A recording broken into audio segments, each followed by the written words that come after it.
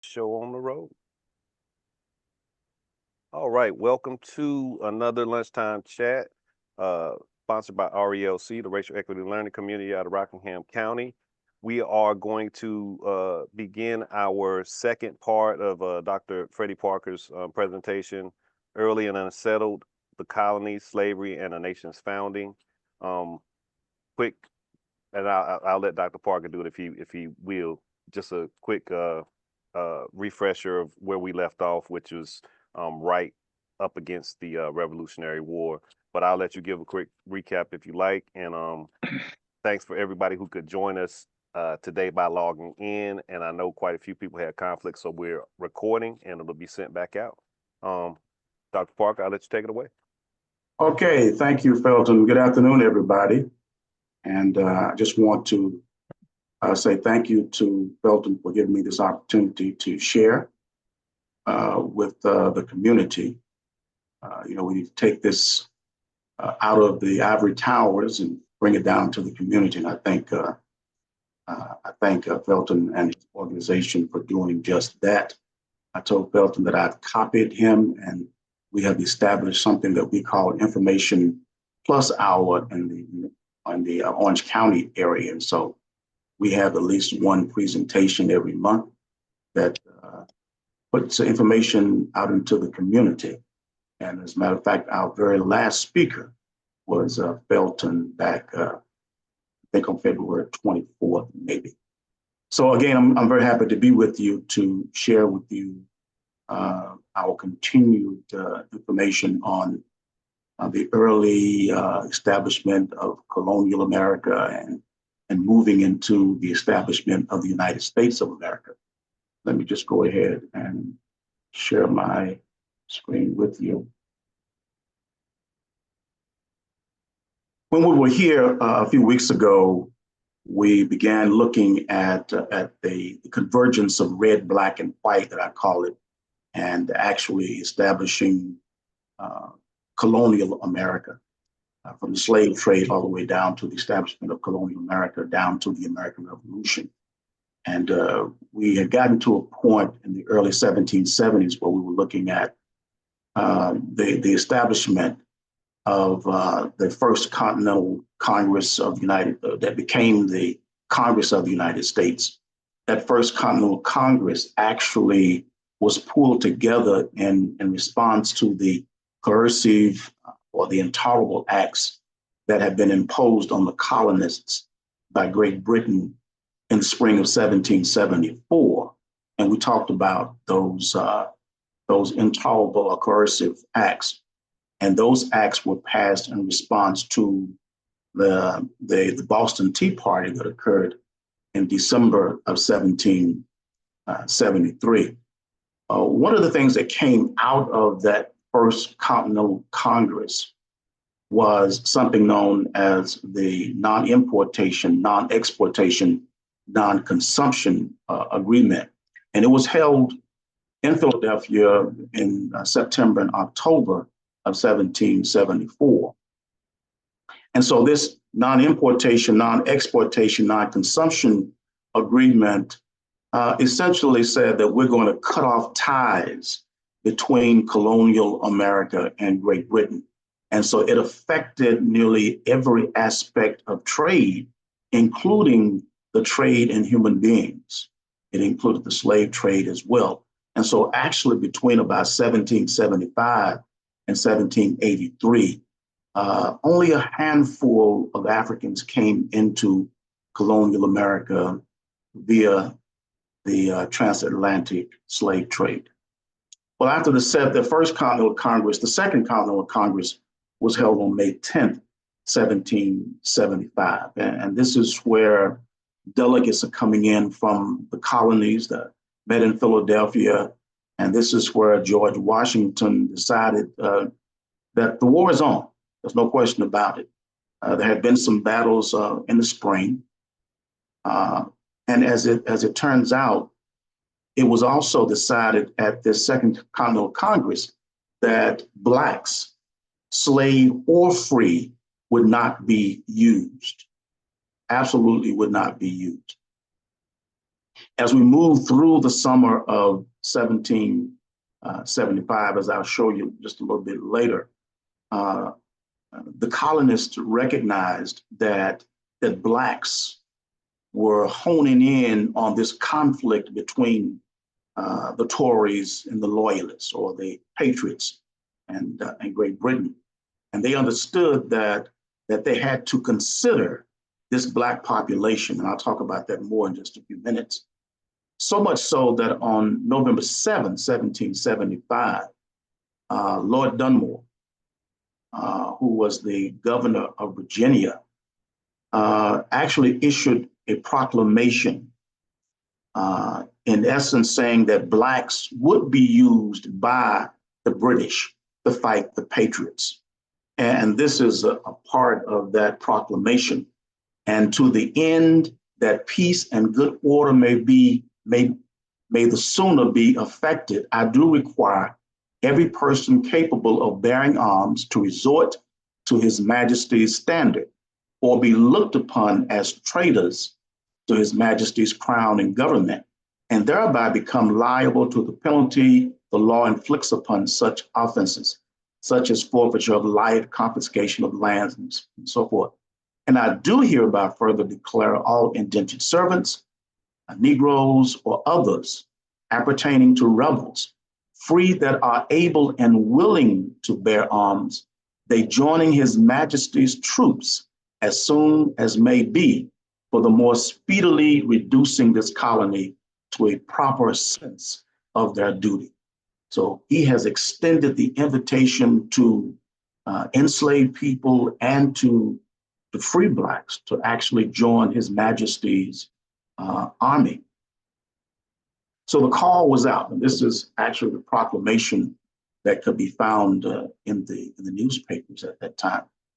And so we're talking November 7th, 1775, where George Washington had already issued his proclamation saying that no Blacks would be used, slave or free. Well, after people began flocking to His Majesty's army and the establishment of this Ethiopian regiment by Lord Dunmore, then George Washington partially reversed himself in December of 1775, and he allowed free Blacks to join the patriot cause at the colonial level. That is, in the various colonies, those free Blacks could sign up, and the numbers vary. But for a long time, it was said that only about 5,000 free Blacks fought on the side of the Patriots. But those numbers now that I see say as many as 7,000 may have fought on the side of George Washington and the Patriots. One of the things that we don't talk about very much is this connection between free Blacks living in places like New York and Philadelphia and other places in the North, that they are absolutely looking at George Washington and James Madison, John Adams and others, and are saying, you all are hypocrites. Make sure you all are talking about, fighting for your freedom, so to speak, from the mother country, while at the same time holding about 500,000 people in bondage. How hypocritical are you? And so what we see in the early 1770s is this fight on the part of Black folk to become free, not only to end the slave trade, but to end slavery completely. So during the early 1770s, Blacks began petitioning northern legislatures for the emancipation of slaves in their respective colonies. Peter Bestis, Sambo Freeman, Felix Hillbrook, and others petitioned the Massachusetts General Court to abolish slavery in their colony. The free Black populations in New York, Philadelphia, and Boston were also vocal in their opposition to slavery. Blacks saw hypocrisy in the colonists' struggle for freedom and their continued enslavement. The revolutionary fervor had made its way to Blacks throughout colonial America. In the Southern colonies, there was fear that the British would use slavery as a weapon to keep the patriots wedded to the crown. So the North Carolina leader, for example, Joseph Hughes, commented that the British were going to, quote, to let loose on our frontiers and to raise Negroes against us. James Iredell, another North Carolina leader, asserted that Britain's diabolical purpose of exciting our own domestics to cut our throats and involve men, women, and children in one universal massacre. So you can see that the leaders and the common man as well are fearful that the British would use Blacks to fight against the patriots. In 1773, a British observer wrote, the southern provinces may be entirely thrown out of the question, not only as being thinly peopled and enervated, but from the great majority of Negroes intermixed, which exposes them to immediate ruin whenever we detach a small cord to support an insurrection. In 1774, James Madison, the future president of the United States, wrote, if America and Britain should come to a hostile rupture, I'm afraid an insurrection among the slaves will be prompted. In one of our counties lately, a few of those unhappy wretches met together and chose a leader who was to conduct them when English troops should arrive, which they foolishly thought would be very soon, and that by revolting to them, they should be rewarded with their freedom. So Blacks from Georgia to Maryland realized that the crisis colonists found themselves in served an advantage for them. Slave conspiracies were uncovered in several Southern colonies in the mid-1770s. And John Adams commented that, quote, the Negroes have a wonderful art of communicating intelligence among themselves. It will run several hundreds of miles in a week or fortnight. So you can see the fear that the colonists experienced, believing that at some point in time, they could be wiped out by the slave population. And right here in North Carolina, slave plots were put down in Edenton in May of 1775, in Wilmington in June of 1775, Pitt County in July of 1775. And Josiah Martin, who was governor of North Carolina, wrote of the Earl of Dunmore that although Virginia and Maryland are both very populous, the whites are greatly outnumbered by the Negroes, at least in the former, a circumstance that would facilitate exceedingly the reduction of those colonies who are very sensible of their weakness arising from it.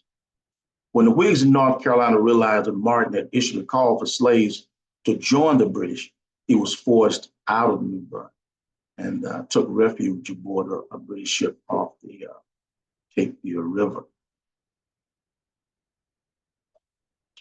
So the war is on 1775. So I think all of us are familiar with the Articles of Confederation that were written in 1777, 1778, and 1783, the Paris Peace Treaty that actually ended the war. That important Annapolis Convention that essentially was pulled together at the behest of Thomas Jefferson. The problem with the Annapolis Convention of 1785 was that very little was achieved, they believe. As a matter of fact, the Maryland delegation didn't even show up for the convention. And so it was decided that another convention would be, and let me also mention the 1785 convention was held, but it was decided that another convention would be held. And that, of course, was the Constitutional Convention of 1787. You also should be familiar with the Northwest Ordinances of 1785 and 1787. And this is where when Thomas Jefferson began to flex his muscles. And it was the point at which the colonies began, like North Carolina and Virginia and Maryland, Pennsylvania, actually gave up a tremendous amount of their land, and the Northwest Territory was formed as a result. And pretty soon, within about 20 years, the first state would be carved out of that Northwest Ordinance, and that first state was Ohio. I want to turn my attention now to the Constitutional Convention of 1787 that was pulled together because the Annapolis Convention was not successful. And this is where some historians maintain that sectional conflict actually began. When you look at the articles in the United States Constitution related to Blacks, related to the slavery, it's amazing that when you look at what went on before the convention actually started in May of 1787, how a few northern delegates and a few southern delegates got together before the convention started, and Southerners were bent on letting their northern delegates know that if slavery is not a part of the Constitution, then we are leaving. Absolutely. And so in closed meeting during those first few days of the convention, Southern delegates met with the Northern delegates to discuss the importance of slavery, not only to the South, but to this new nation, if it were going to happen. And it's amazing that in those few days, and actually during the debate between May and September 1787, that everything was in terms of the economic debate, the historical and classical defense. These are all defenses put out there by Southerners to let Northerners understand why it's important for slavery to exist and for it to be written into the Constitution. The Roman and Greek underpinnings, Plato theory, the natural inferiority that's always been, an inferior group, and nothing is wrong with the institution of slavery. The necessity of slavery. They were all proponents, of course, all the leaders representing all the colonies were absolutely proponents of maintaining some form of slavery. There was the religious defense. And it's amazing how people were using the Bible and using specific scriptures in the Bible. Southerners could point to these passages and ask, if God ordained slavery, then what they were doing was moral and ethical. And so one could look at Genesis 9:22 through 28, and that's the story of Ham, that Black people were the descendants of Ham. And so it's okay to enslave people of African descent, to get a good feel for what the Southerners were throwing out. You can read in this wonderful article by William McKee Evans, published way back in 1980, From the Land of Canaan to the Land of Guinea, the strange odyssey of the sons of Ham. And that article was published in the American Historical Review. in 1980. And in essence, what McKee Evans points out is that the story of Ham has been used for thousands of years to justify the enslavement of whatever group was being enslaved. And so Ham's ethnicity changed, his color changed, and religion changed. You know, whatever the group was being actually enslaved took on the characteristics of Ham. An outstanding read. As a matter of fact, we actually had William McKee Evans to come to NCCU and speak maybe 25 years ago. And so it continued. If you look at that article, he points out the various scriptures that have been used. One, always, servants, be obedient to them that are your masters according to the flesh, and obey your masters. And other scriptures have been used to justify the enslavement of people. And the return of fugitive slaves, for example, was very important when they got down to Article 4, Section 2 of the Constitution. The return of fugitive slaves was justified in Paul's letter to Philemon about the slave Onesimus. There is debate about whether Paul argued for the return of Onesimus to Philemon, advocating his freedom or his support of existing law regarding runaway slaves. So believe it or not, Article 4, Section 2 of the US Constitution is tied to scripture to some extent.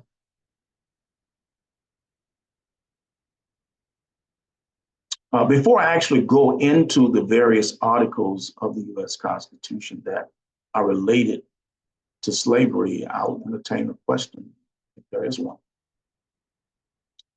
I'm going to be going pretty fast. We only have an hour and 15 minutes or so, and I'm trying to get down to 1865. So this is going to be kind of hitting spot. Dr. Park, can you hear me? Yes. Just really quickly, I wanted to mention a book, and I'll try to find it and link it in the chat, but something that puts the context of how the role that religion played in slavery on both sides, for and against. This book called The Civil War Theological Crisis. It's a short book, but it's really insightful and to what you just discussed. So I'm going to put that link to that book in the chat for people that are here. Okay. Any questions at this point? Any comments? Okay. I guess people can actually look at the Constitution and not realize that there were sections in the Constitution that deal directly with the institution of slavery. And the 55 men who wrote the Constitution in 1787 had to deal with the fact that there were about 4 million people in the United States or in colonial America at that time. And almost 25%, about 22% of them were Black. 757,000 of the 4 million folks were slave and free. And as it turns out, that population had to be dealt with. And so very early, Article 1, Section 2 of the Constitution, the framers are trying to deal with whether or not slaves would be counted for representation purposes. Obviously, Southerners wanted to count every single person living in every Southern state for representation purposes. Northerners, on the other hand, said, you all have said that they are property, so why would they be counted as human beings in the total population? And so a compromise of sorts was reached.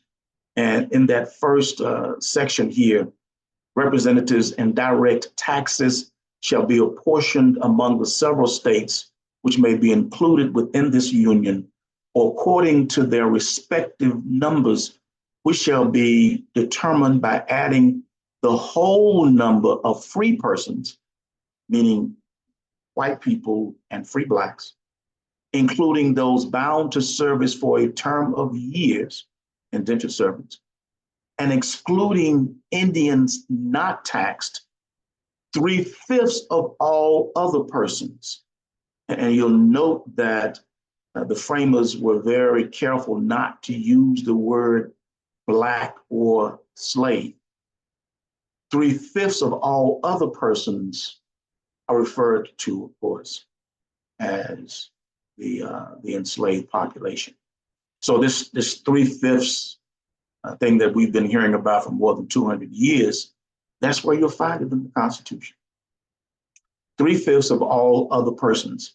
So when counting the individuals in your state, say North Carolina had 100,000 people had 100,000 slaves rather in 1800. Well, rather than counting all 100,000 slaves, you would count 60,000 or 3/5 of those. Article 1, Section 2 of the Constitution. Also in Article 1, you'll find Section 9 that deals with the transatlantic slave trade.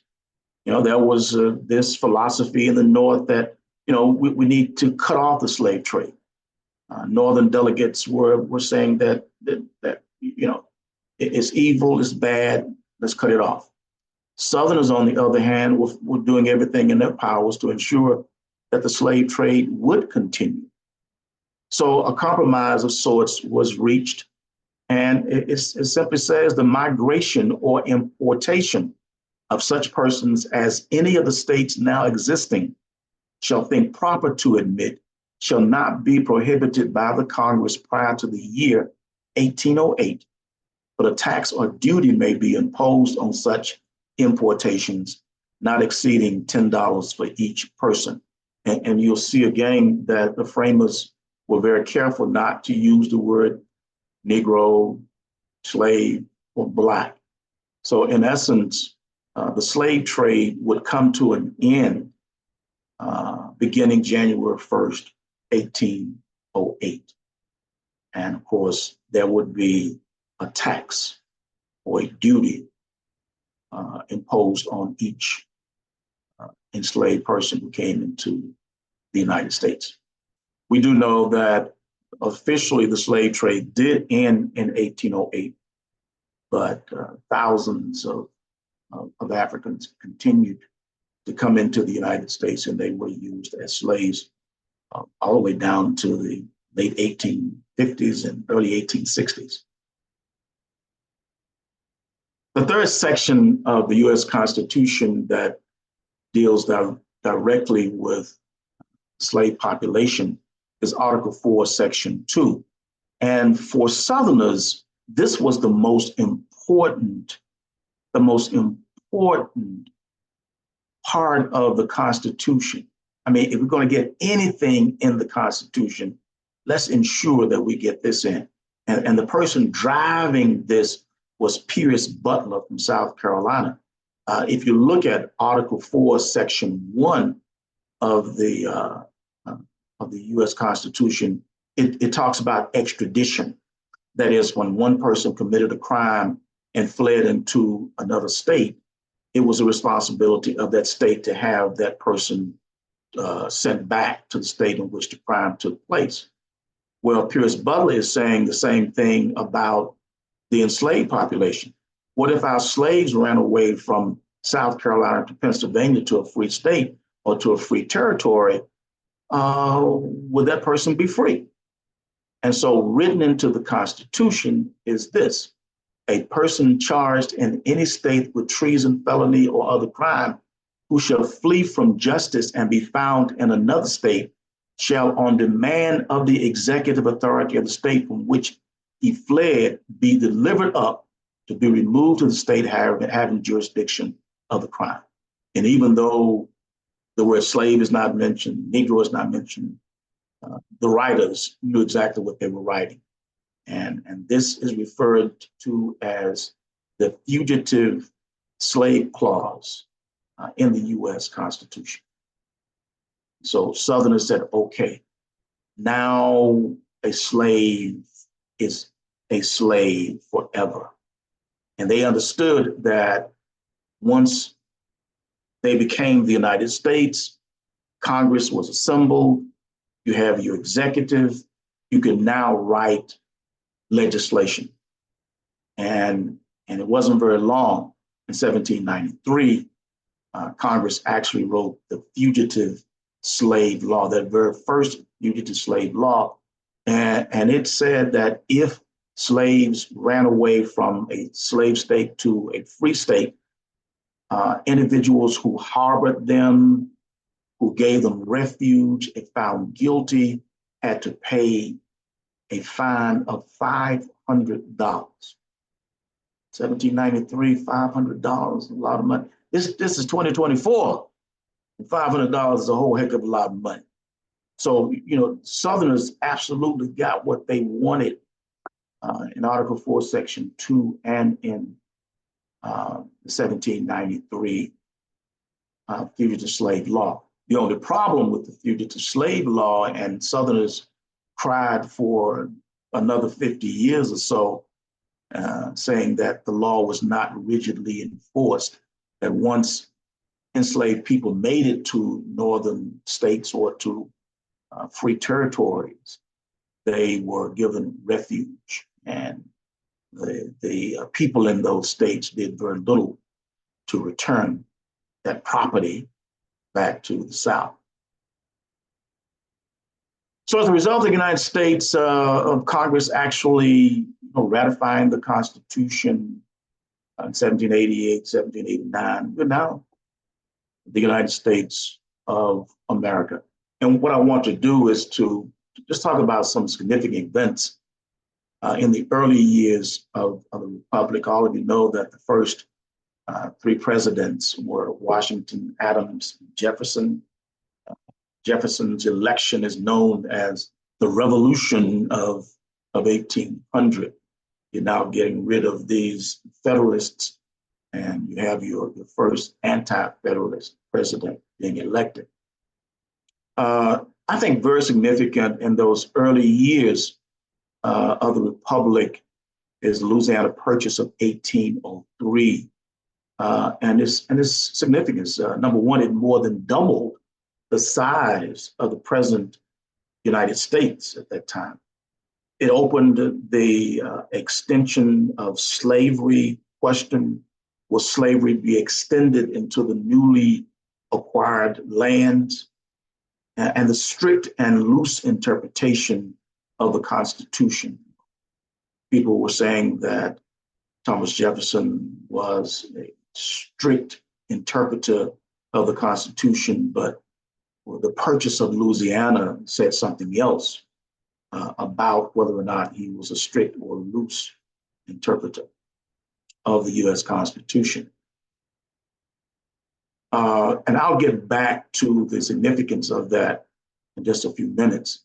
Other significant events, all of us, of course, the War of 1812, you know that that's referred to often as the Second War for American Independence, but its aftermath and the development of the American system that initiated a series of protective tariffs, I think are very important to the early discussion of American history, because it was the American system that triggered this response that we are America, we will protect America, we will buy America, we will support American manufacturing, and to do that, we're going to institute a series of protective tariffs.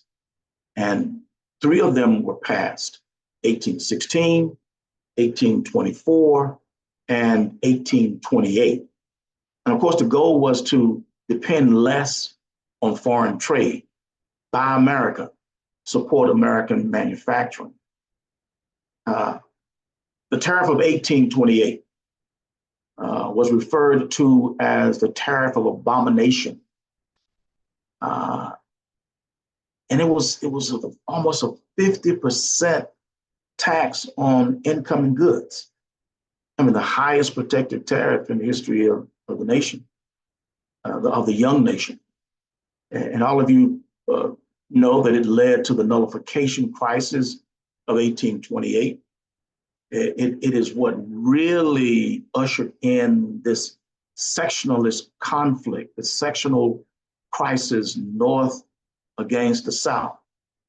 The crisis is sometimes referred to as the first battle of the Civil War.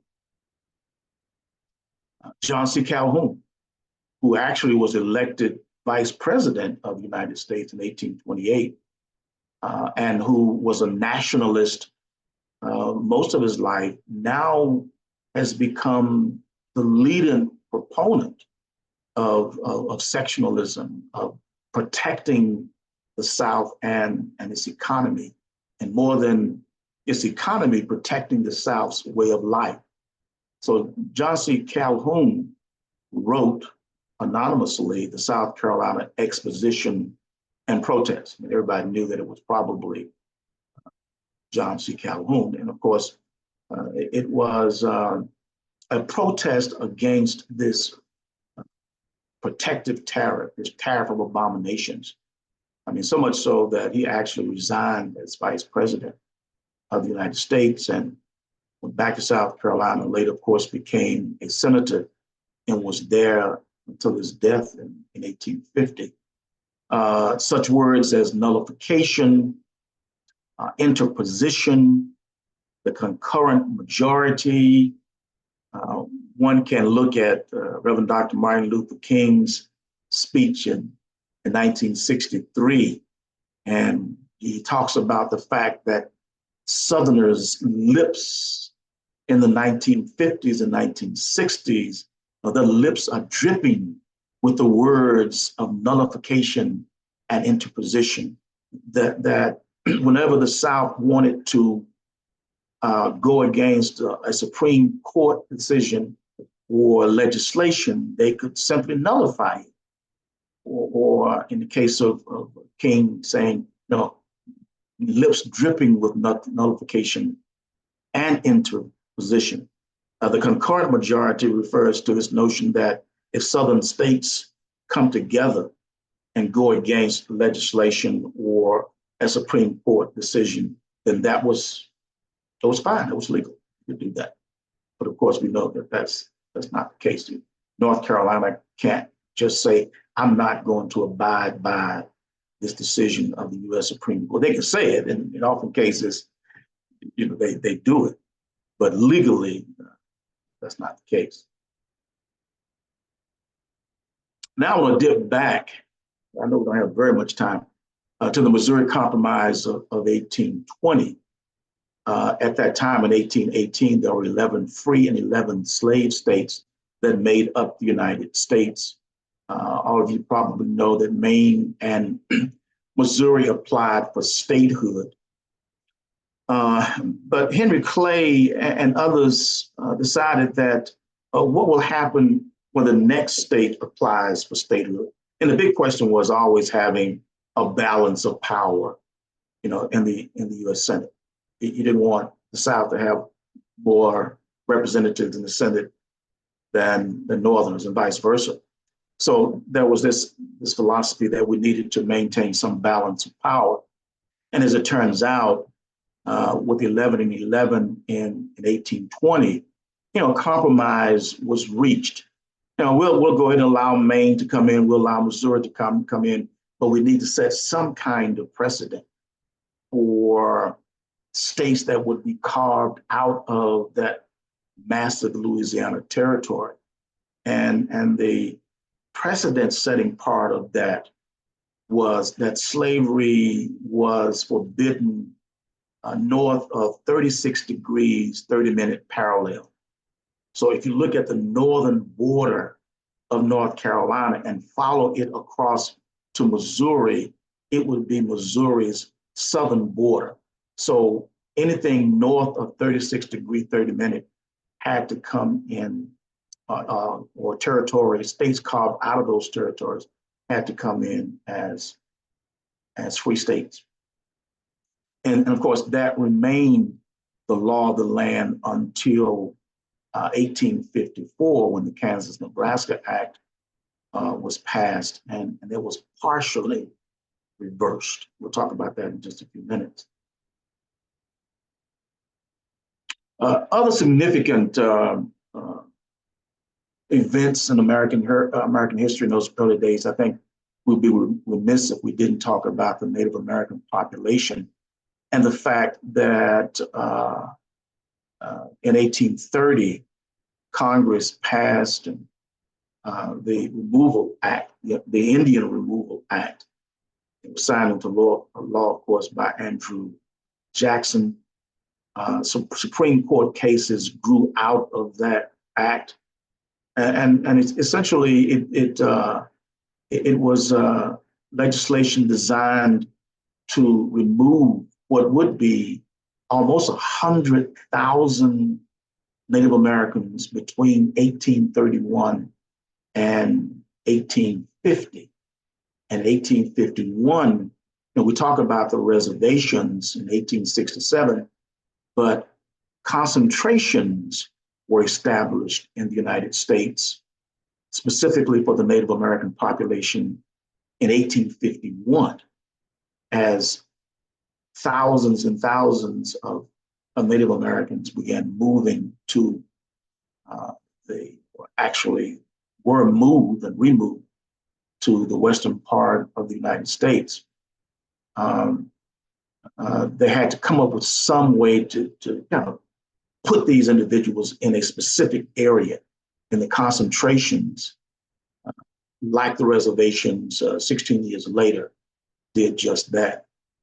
The Supreme Court case, Cherokee Nation versus Georgia in 1831, Supreme Court ruled that Indians were independent nations, but dependent domestic nations, which could be regulated by the federal government. They were not out there on their own.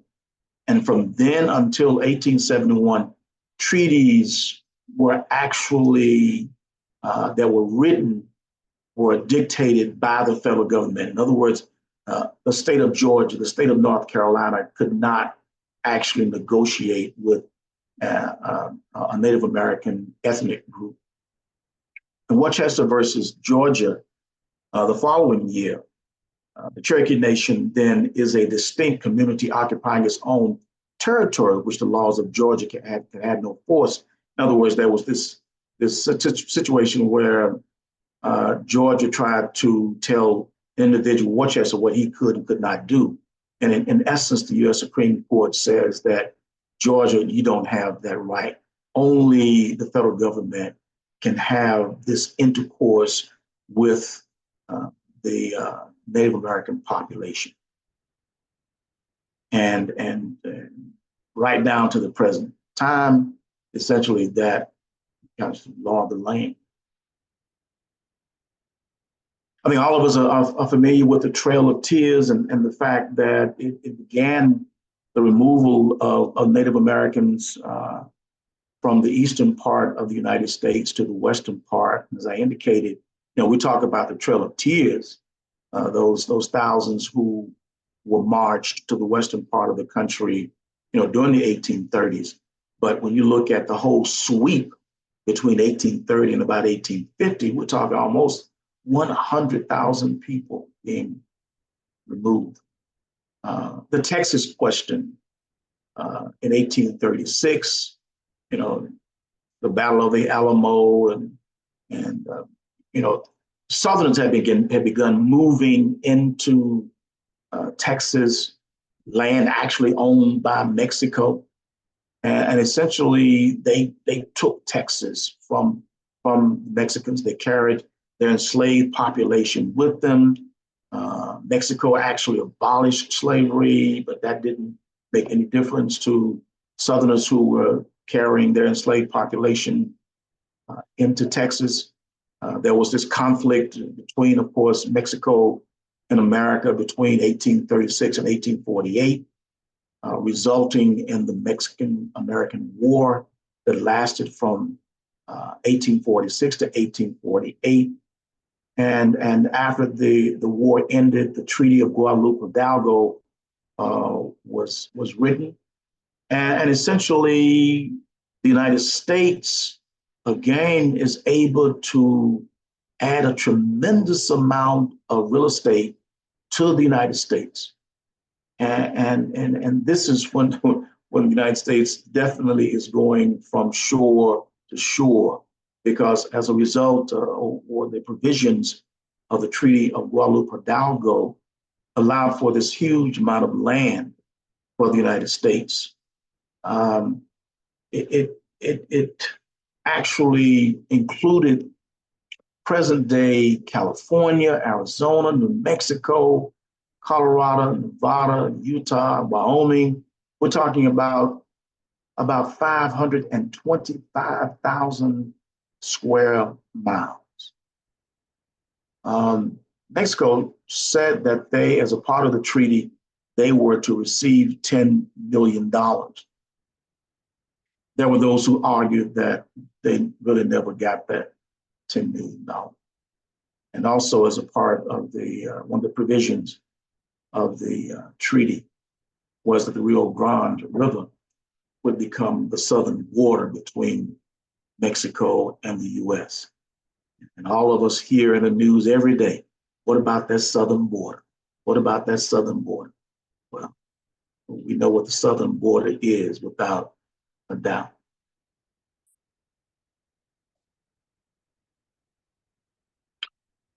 Next, we come to the Compromise of 1850, because had not there been this conflict between Mexico and the United States, there would not have been a need for a compromise that is known as the Compromise of 1850. What's significant about the Compromise of 1850, of course, is that the big question was, okay, we have all of this land out there. What are we going to do with it? Southerners believe that the land should be opened to the institution of slavery. Without a doubt, slavery should extend into this newly acquired land, wherever feasible, wherever the environment, wherever the landscape would allow for chattel slavery, then they should be able to have it. Finally, the same man who wrote the Compromise of 1820, Henry Clay, is the chief architect of the Compromise of 1850. And when you look at the Compromise, these are the four important provisions. California entered the Union as a free state. The slave trade ended in Washington, D.C. One could look out of the White House door, the congressional halls, and see slaves being traded right there in the markets. So it was agreed that slave trade would end in Washington, D.C. It did not end slavery in Washington, D.C. Also, the Fugitive Slave Law of 1793 was strengthened. I mentioned that in 1793, an individual charged with harboring, concealing, giving refuge to an enslaved person could be fined $500 or spend a year in prison. With the new Fugitive Slave Law of 1850, that $500 was doubled to $1,000. And the other thing was that judges who actually prosecuted cases would receive $10 for every prosecution.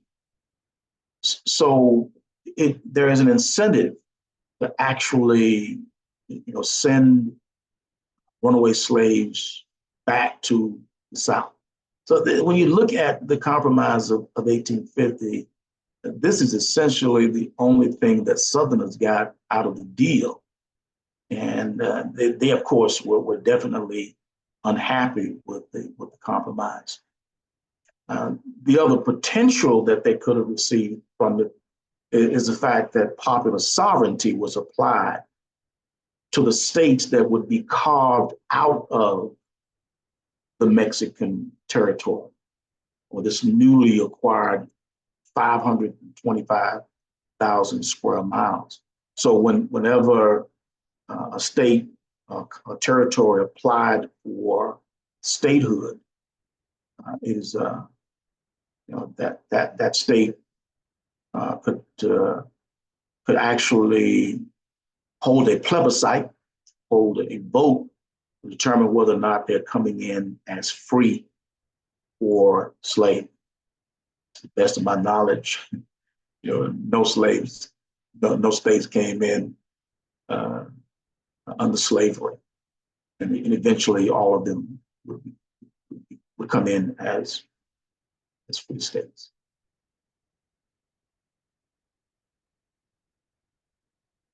And now we come to the underlying causes of the United States Civil War. I think you can't really just go into the Civil War.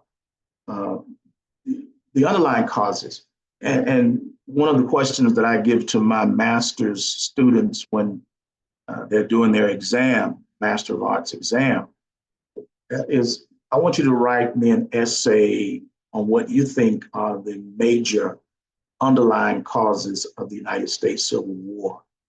And for me, the framing of the Constitution, as I stated earlier, kind of begins this friction, this sectional conflict.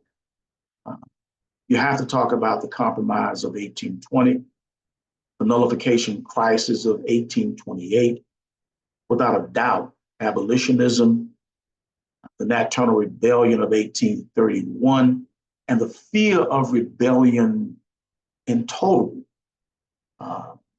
Whites lived in constant fear that there would be an insurrection, especially after Nat Turner's rebellion in 1831. The Mexican-American War and its consequences, the Compromise of 1850, the Kansas-Nebraska Act of 1854, which partially reversed the Compromise of 1820. As a part of this Kansas-Nebraska Act now, states coming that would be carved out of that territory could come in as slave or free. It kind of reversed to some extent, it reversed the Compromise of 1820 with regard to that huge Louisiana territory. Bleeding Kansas that occurred in 1855,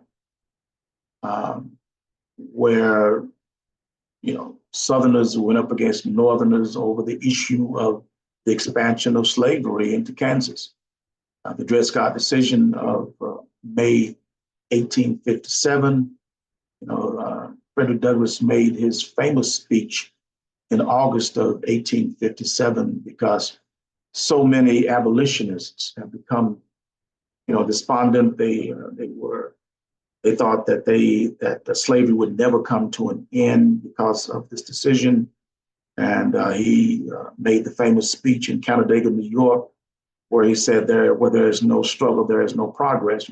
Hold your heads up, keep on fighting, keep on pushing, because a brighter day is coming." John Brown's raid on Harper's Ferry in 1859, the election of 1860, I look at it as an underlying cause because Southerners maintained that if Abraham Lincoln were elected in the election of 1860, they indeed definitely would secede from the United States. And of course, in December, South Carolina became the first state to do so. By 1860, by late February, early March 1861, other states had also joined in their struggle against this monster called the United States of America. All of you are familiar with the firing on Fort Sumter on April 12, 1861, the first Battle of Bull Run. I don't want to step on the toes of the Turner, who's going to be coming later. But the first Battle of Bull Run in July of 1861, nearly 3,000 people were killed, men were killed, wounded, missing, and captured. The Battle of Antietam on September 17, 1862. Nearly 23,000 killed, wounded, missing, and captured. And this battle, of course, was the catalyst for Abraham Lincoln to issue the Emancipation Proclamation that was to go into effect on January 1st, 1863. And I say in the end here that the Civil War was not fought to end slavery. Its ending was a consequence of the war. From the outset, President Lincoln let it be known that the conflict between the North and the South was about preserving the Union, that indeed it was a white man's war, not a black man's war. Lincoln's official position on the war was, if I could save the Union without freeing any slave, I would do it. And if I could save it by freeing all the slaves, I would do it. And if I could save it by freeing some and leaving others alone, I would also do that. Black participation in Civil War, establishment of the Bureau of Colored Troops in May of 1863. Of course, it was designed to recruit Black troops and did, I guess, pretty decent job of doing so. They were designated as United States Colored Troops, and nearly 200,000 Blacks served in the United States Armed Services on the side of the Union.